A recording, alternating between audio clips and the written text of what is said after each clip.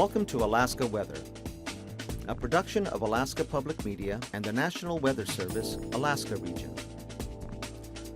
Produced and broadcast daily from the studios of KAKM, Alaska Weather provides complete forecasts, public, marine, and aviation for all of Alaska. Alaska Weather is made possible by the following sponsors.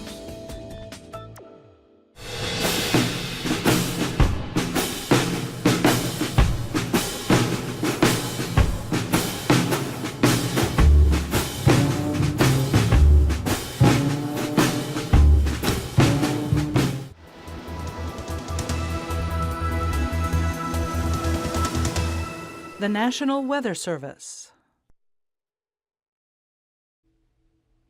Hello and welcome back to another edition of Alaska Weather. I'm meteorologist Kimberly Hoeppner. In just a moment, we will be covering your forecast for the state, including Anchorage, the Southeast, all across the Fairbanks. If you're joining us for the first time, we even cover the waters out through the Bering and the Aleutian chain. Now today's July 18th, and when we're not online, you can always find us at arh.noaa.gov, or easier yet, tell your friends you can get to our website by going to weather.gov and clicking on the destination of your choice. You can also reach our telephone line by calling 1-800-472-0391, and you can also find us on Twitter, Facebook, and YouTube. Now on to the important topics of the day. We do have one flood advisory still out, and this is for the Salmon River near Hyder. There was some coverage of water on the road about 9 miles outside of Hyder. So this flood advisory is for a glacial outburst, and that's going to be, the advisory is out until Sunday at 5 p.m. So stay updated on that area if you might be affected by that flooding, if your recreation involves going out to that area. Now, looking at the fire danger across the state, you see that there is a high outline across the eastern Alaska Range here, and we have a small area across the Kenai and a small area across the Aleutian Range. So just be careful if you're in those areas. We are going to be seeing some rain chances increase for the weekend, so perhaps we'll see that go down just a little bit more as it has been waning towards the end of the summer as we get more and more precipitation coming across the state. Now, looking at the satellite to see which systems are going to be affecting us in the next few days, well, out here in the Bering, we have a large area of high pressure that's just circulating, and then we have low pressure that's bringing a jet stream of moisture all the way up to the Gulf of Alaska. So putting that into circulation, you can see the low pressure spinning just south of the Aleutian chain here, and then the ridging bringing the moisture back around towards Unalaska, the eastern Aleutians. So here's the moisture that's streaming up towards the Gulf of Alaska. Low pressure is spinning in this area and pushing it due east towards the Dixon entrance in the southeast. We had some breaking up in the clouds across the northern and western parts of the Gulf. Otherwise, the state is covered with clouds as a front is draped from the north to the southwest across the state.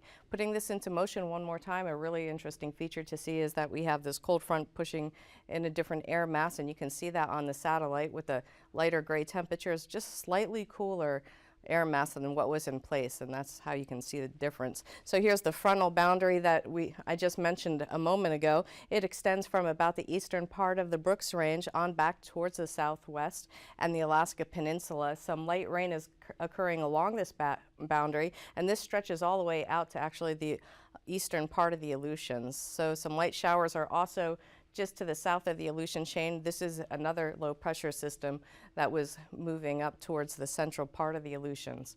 So we also have this other low pressure that's in the southeastern parts of the Gulf, and this brings some shower activity mainly up towards the Dixon entrance. As you can see, the eastern half of the state and the Panhandle is under partly cloudy skies this afternoon. Just some shower activity across the Alcan border and some thunderstorms out towards the east, but none had popped up this afternoon as we have a drier air mass. There's ridging in place across the western Gulf, and this is keeping things kind of dry across the eastern parts of the state and the western parts of the Gulf of Alaska, including Kodiak. So looking at your forecast for tonight, what's going to change? Well, this ridge right here in the Gulf is going to start shifting towards the east and breaking this ridge down. Chance for some patchy fog in the early morning hours.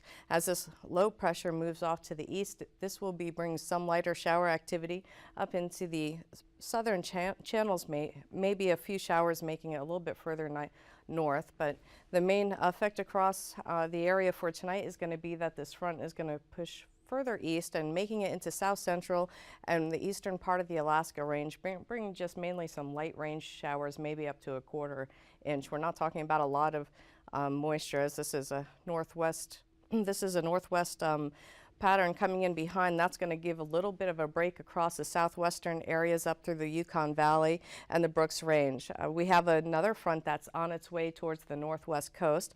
They'll see a break early on tonight, and then in the late overnight hours, this low pressure system will move off eastern Russia, bringing this cold front down towards the southwest. However, this ridge is very strong across the central part of the Bering, and it's just going to start breaking down and shifting towards the east. And with it, it's going to bring the areas of fog closer to the west coast. So possibly by the early morning hours, the eastern parts of the Gulf will be seeing the effects of this high pressure so they're going to have a mix of light showers overnight and then fog moving in afterwards. The low pressure system in the North Pacific is going to stay south of the Aleutian chain tonight.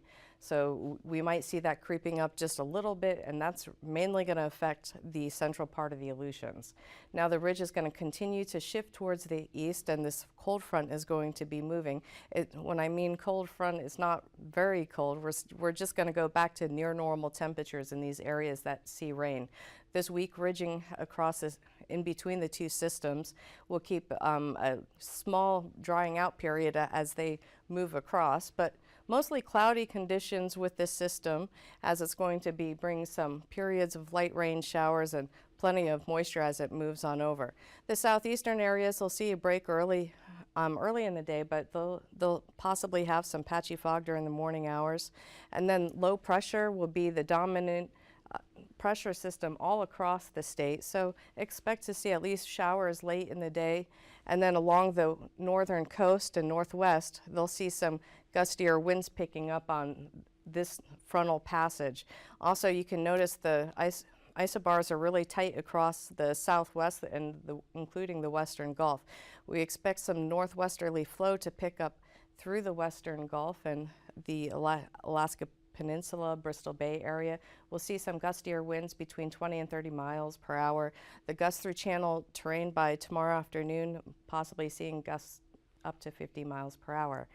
Now looking at your forecast for Sunday, this gradient will still stay kind of tight on the backside of this low pressure system, so expect those gusty winds to continue through the channel terrain especially, and the western parts of the Gulf. As this low passes off, it will keep that gradient as we begin to dry out and this ridging starts to push a little bit further into the southwest, drying things out. However, Sunday morning is the best chance to see the areas of fog pushing into the western part of the state, and the northwestern areas will stay with that fog condition through the weekend. And then a frontal boundary will be draped across the northern Brooks Range, bring possibilities for showers on Sunday afternoon, especially across the Brooks Range. This low pressure system will have the most effect on the southeast on Sunday, increasing the rain chances across all of the northern panhandle and on through the southeast towards the Dixon entrance. So this system will be passing a front through the eastern part of the Gulf of Alaska, and on its backside we'll just see some gusty winds and drying out. And now taking a look at your temperatures for today, we were able to warm up quite a bit, especially in the southeastern areas of the state. Golcana actually saw 74 degrees today, was the warmest spot. A few other places like Eagle and McCarthy had gotten up to 73 this afternoon. The southeastern area saw temperatures up into the mid-60s today, and all along the coastal areas a little bit cooler, across the northern Gulf in the upper 50s. As you headed north, those warmer temperatures cooled down to about 50 degrees along the Brooks Range, up in the upper 40s to mid-30s along the the northern coastal areas, Barrow actually saw up to 37 degrees this afternoon before it started cooling off again. Back towards the Seward Peninsula, slow warming trend up to 50 degrees, and across the southwestern parts of the state, they saw temperatures in the lower to mid 50s, which was quite a big change from yesterday when they saw up into the 60s and 70s. Now, temperatures across the Alaska Peninsula reached to near 60 or just above, and the rest of the Aleutians had seen temperatures up into the lower 50s. Looking at your temperatures for overnight tonight, mainly in the 40s and 50s across the Bering and the Aleutian chain through the Alaska Peninsula and all along the Gulf waters. And as you head north, just a slow gradual change up into the 40s along the central interior, and across the north we'll see temperatures down into the lower 30s. Now, temperatures across the southeast will drop down into the upper 40s to lower 50s.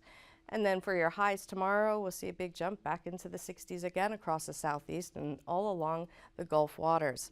Now, across the central parts of the state, again, reaching up close to 70 degrees, especially near Eagle. And along the north and northwest, we'll see temperatures only reaching into the upper 30s to lower 40s. Across the southwest into the 50s and the Aleutians, again, we'll see temperatures reaching up into the mid 50s. Looking at your flying conditions for tomorrow, MVFR conditions for much of the state as those frontal systems are going to be passing through, and the ridge bring a stabilized air mass, and areas of fog are going to be shifting closer to the western coast. Possible MVFR conditions will stay across much of the central and eastern part of the Gulf, including the southeast, possible going VFR early in the day and changing to MVFR as that front pushes through late in the day. Chance for thunderstorms mainly across the far eastern part of the Alaska range, so might see some cumulus clouds, but that possibly will stay again in the Canadian area as that ridge starts to shift over. Now, looking at your passes in more depth, we'll have Anaktuvuk Pass go from IFR to MVFR, and Adigan will be IFR in the morning going to MVFR later in the day. And then Lake Clark and Merrill Pass will both be MVFR, and we'll see Rainy Pass MVFR. Looking at Windy Pass, they'll also be MVFR. Isabel will go VFR to MVFR late in the day. Mentasta will be VFR conditions for much of the day, possible thunderstorm near there. And then Tanita Pass will be VFR and going to MVFR late. And Portage will be MVFR, possibly breaking out to VFR. Okay, and Chilkoot Pass and White Pass will both be MVFR through much of the day with some breaks possibly.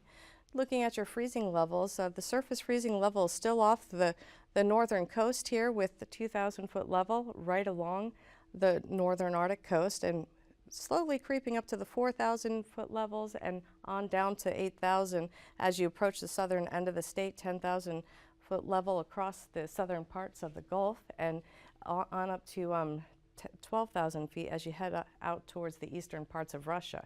Now, the icing possibilities for tomorrow, any light icing across the eastern Bering would be above 10,000 feet, while across the northern tier of the state, depending on where you're at, between 2 and 10,000. The system moving across the southern Gulf, possibly light icing between 10 and 14,000, mainly near the Dixon entrance.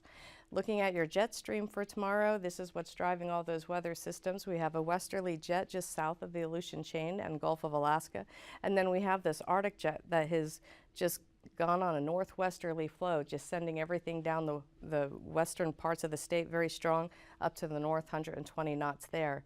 Looking at your winds at 9,000 feet, you can see there's a northwesterly flow across much of the Bering, and then a westerly direction across much of the state. The strongest winds are up across the northwestern coastal areas, the Bering Strait, between 30 and 45 knots. Across the southeast, very light flow here between 10 and 20 knots out of the southwest. And across the interior areas out of the southwest as well, stronger between 25 and 30 knots.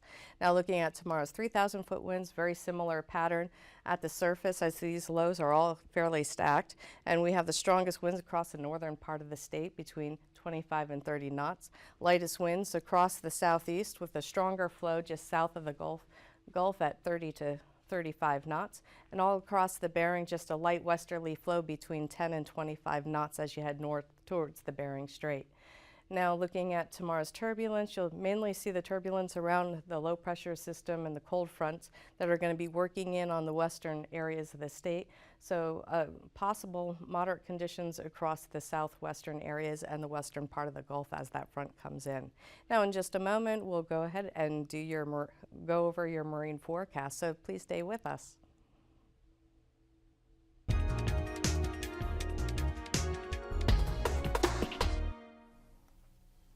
Good evening, everyone. My name is Ed Cornfield. On behalf of the Alaskan Aviation Safety Foundation and Alaska Public Media, welcome to another edition of Hangar Flying. My guests this evening are Audrey and Bruce Kelly.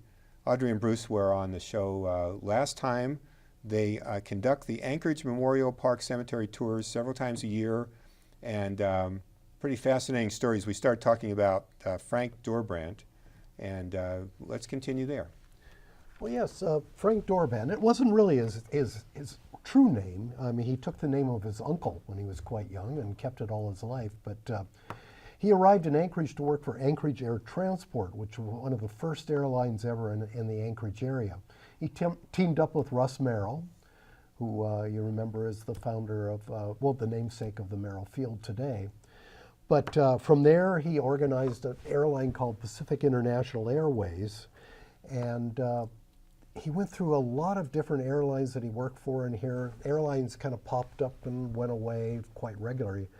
He ended up bringing a Ford Tri-Motor up to Anchorage in about 1932, I think it was, and formed Ptarmigan Airways. And it was the biggest aircraft that we'd seen up here at that point. And he came into town and he swooped over the park strip made a lot of noise and swooped very low, and the CAA nailed him for it and grounded him. But he ran into a lot of problems over the years as far as that goes. He was involved in the rescue operation for the Nanook, which was the ship that was iced in over the coast of Siberia. Carl Ben Eielson was in there. Yeah, Ben Eielson joined him on the second flight, and that's when Ben was killed in a plane crash off of Siberia. But Dorbrandt was quite mad at the way that whole search and rescue operation was conducted. He thought it wasn't very well organized. He came back to Anchorage, and he flew a lot of different bush things and all over the state. And one day he came into Anchorage about 2,000 pounds overweight, and the CAA got him and revoked his license. And he got mad and he said, "You'll never see me again." And off he went he jumped in his airplane and flew off into a fog bank into Prince William Sound. And all his friends thought, well, that's the end of Frank. He's committed suicide or something. But 2 days later, he was back, and and he got his license back eventually, and he rebounded. But eventually, he was up in the north somewhere, and a prop caught him on the arm, and he went into the hospital. It was a pretty serious injury, and then he got out of the hospital and went off and partied. And his friends said that it wasn't the prop that killed Frank, it was the partying, and he died from pneumonia, of all things. It was kind of a sad way for a bush pilot of that renown to go. So. So how do we find, how can somebody that goes to the cemetery find these graves? Is there a diagram place or something that? There's a website that the city does, and you can go in there for search, and you can find everybody by name there. So if you know the guy's name, you just push it in there, and it gives you a plot number and a site number, and there's a map there that you can relate that to. And of course, if you just walk through, you'll see the props standing. You can find those. Yeah, and that's pretty There's obvious. probably about 12, 15 of them that have that marker. There. Right, and we just seen a picture of Frank Dorbrandt on the. Yeah, on the Frank Dorbrandt is. Yeah. So okay, so let's move on to Ray Peterson now. Maybe you can tell me about Ray, and he was a colorful character. Oh, as they all were. Ray Peterson is known, I think, mainly for eventually having the largest airline in the entire state, and he's also known for Brooks Lodge and the Valley of 10,000 Smokes tours. He started in 1935 when he formed Bethel Air Service, And World War II, of course, happened, and he flew military supplies and personnel, which gave him a great opportunity to see the beautiful land that we have in Alaska, the hunting sites, the fishing spots. And in 1947, as I said, he started Bethel Air Service, but then merged it merged Bethel Air Service in 1947 to form Northern Commercial Airlines. And then that he merged with Wien Airlines in 1968, forming the largest airline in the state. And of course, he was the chief executive officer of that large company. But his other interest was his Brooks Lodge and the Valley of 10,000 Smokes tours. And the cabins are located in Kenai Fjords National Park and Katmai National Park. And the family still runs that today. It's still a very, very successful business. And I should mention, even though we talked about old, bold pilots, a lot of the pilots died of natural causes. They actually, they could be old and bold and still die of natural causes. Ray Peterson didn't die until 2008, and he had reached a nice old age. Yes, yes. So I'm going to stop you there, and I'm going to have you on the show again if you would like to do that. I think we've got more stories to talk about the old, bold bush pilots. And folks, there have been some recent changes in the Common Traffic Advisory frequencies, the CTAF for the Mat-Su Valley. To learn more, contact the Flight Service Station or check in the Alaska Supplement for designated CTAF area frequencies. Thanks very much for joining us tonight on Hangar Flying, and fly safe.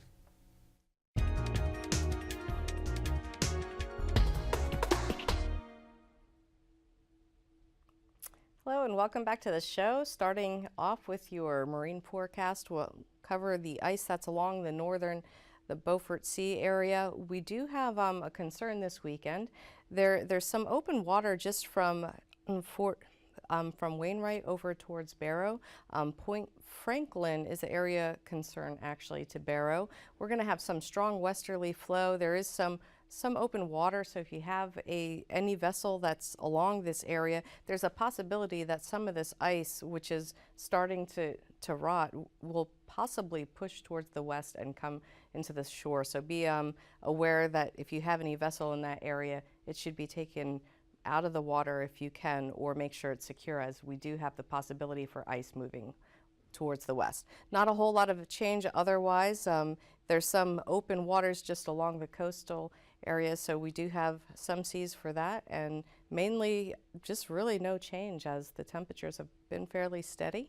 And going to look at your southeastern forecast for this weekend, there's not going to be a lot of change. A southerly direction, except until you get towards the Dixon entrance. We'll see a change out of the northwest, all at 20 knots. Seas will be 4 feet in the inner channels, and then a west to northwesterly flow along the eastern Gulf waters with seas between 7 and 9 feet.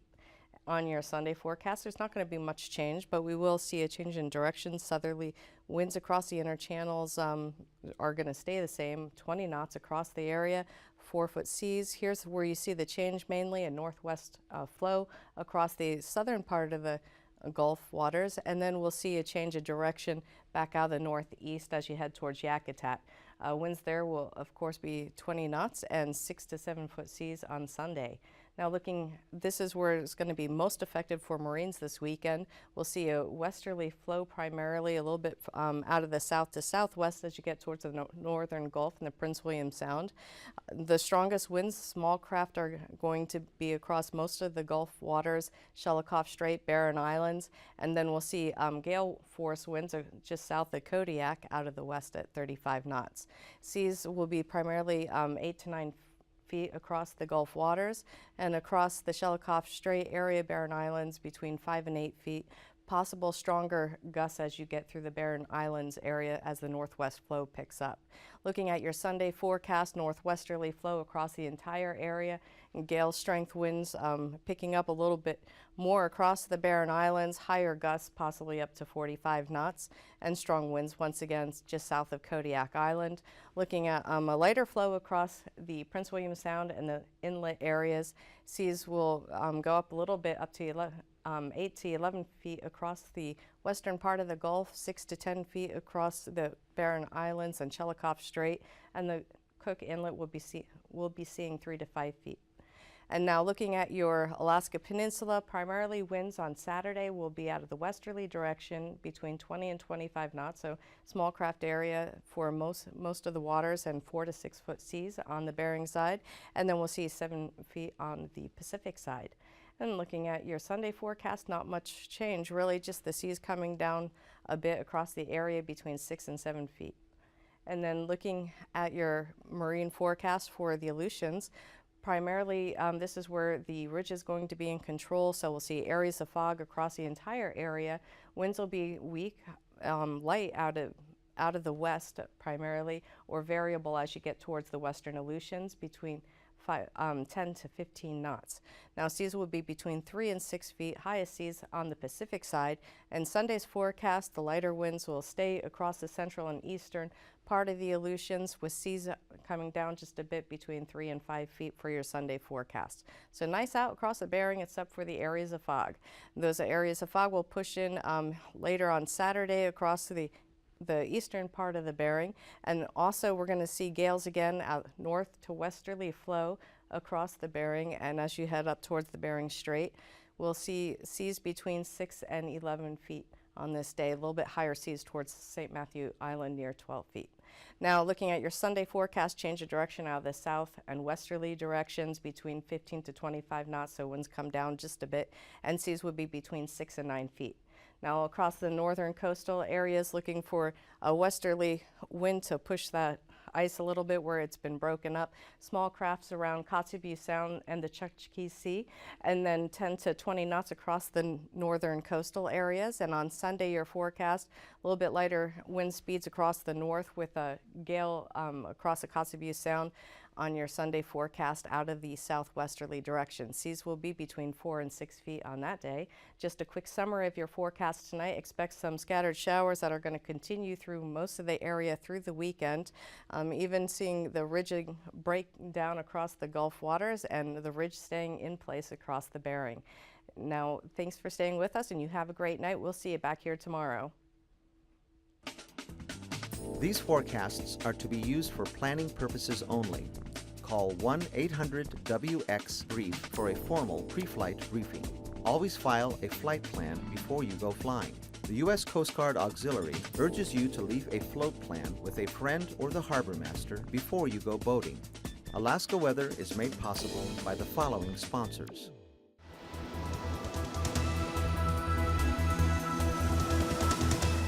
The National Weather Service.